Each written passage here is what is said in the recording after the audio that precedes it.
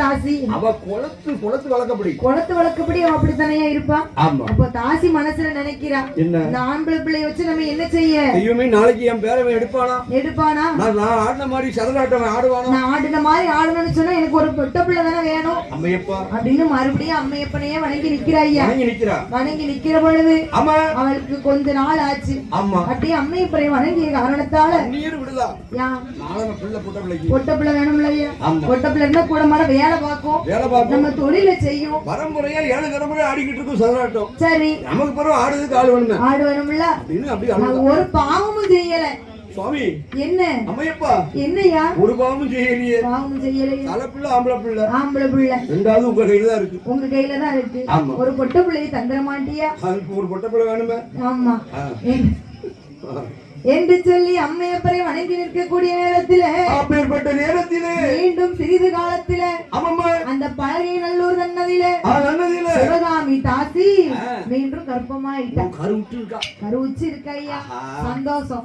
ஒருவேளை இந்த பிள்ளையாவது நமக்கு பொன் பிள்ளையா கிடைச்சிடாதா நீ கைவிடக்கூடாது அப்படின்னு சொல்லி அம்மையப்பர் அப்படியே வணங்கி நிற்கிறா. ஒவ்வொரு மாசமா கடந்து போகுது. கோயில வெள்ளிக்கிழமை திருவிளக்கு பொறுத்துதான். திருவிளக்கு பொட்ட பிள்ளைன்னு ரெண்டு பிள்ளைத்தான் பிறந்து என்ன செய்யுதுதான் பாப்போமே என்று சொல்லி அப்ப அந்த சிவகாமி தாசிக்கு இத்தனை மாதம் ஆச்சு, 10வது மாசமாச்சு. இப்ப மாதிரி நமக்கு பெண் பிள்ளை கிடைச்சிடாதா என்று இருக்கும் பொழுது ஆமா அவளுக்கு 10வது மாசத்திலே பரிபூரண கர்ப்பத்திலே கொடியிடையாள் பரிபூரண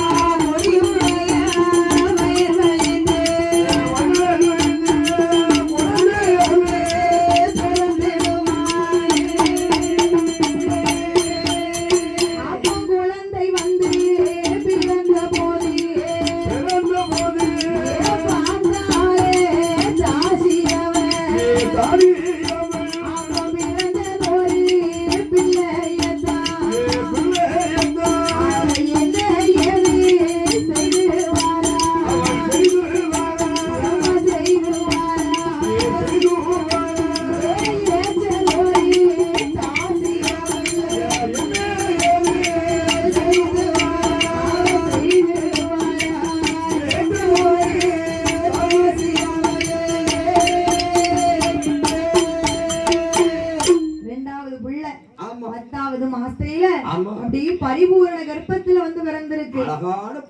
பொட்ட பிள்ளை என் நடனத்தை ஆடுவதற்கு தகுந்தாப்புல வந்து பிறந்துட்டா அம்மையப்பருக்கு ஒரு நன்றி என்று சொல்லி அப்ப பார்த்தா அந்த சிவகாமி தாசியானவள் முதல்ல பிறந்தது யாரு? ஆண் குழந்தைக்கு நட்டுவன் என்ற பேர் கொடுத்தா. நட்டுவன் காத்துக்குள்ள சொல்லியாச்சா?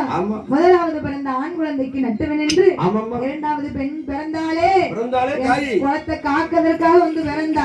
கொழுந்தா பிறந்திருக்காளா? அவளுக்கு என்ன பெயரு? அவ பிறக்கலன்னா நம்ம வந்திருப்போமா? வில்லடிக்க முடியுமா? அவ பிறக்க போய் தான் வந்து வில்லடிச்சு அவ பிற சொல்லி அடிக்க முடியும். அப்ப இரண்டாவது பிறந்த பெண் குழந்தைக்கு லட்சுமி என்று பெயர் கொடுத்தா. அப்படி இருக்காளோ? அவ்வளவு அழகா இருக்கா. பிறந்த உடனே அவ்வளவு அழகா இருக்கா. அவ அம்மா வந்து அப்படி இல்ல. சரி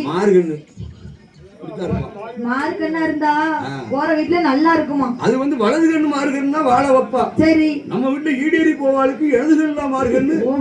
உங்க வீட்டுல அப்படித்தானா? ஆமா என்னைய பாக்கல உன் புருஷனை பார்த்தா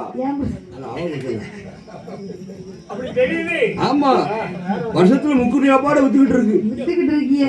சரி இன்னொரு மார்க்கெண்ண முடிச்சிட வேண்டியதா? எங்க ஆப்பட மாட்டேங்குது. நான் போன் நம்பர் கிடைக்கும்னு வாங்க.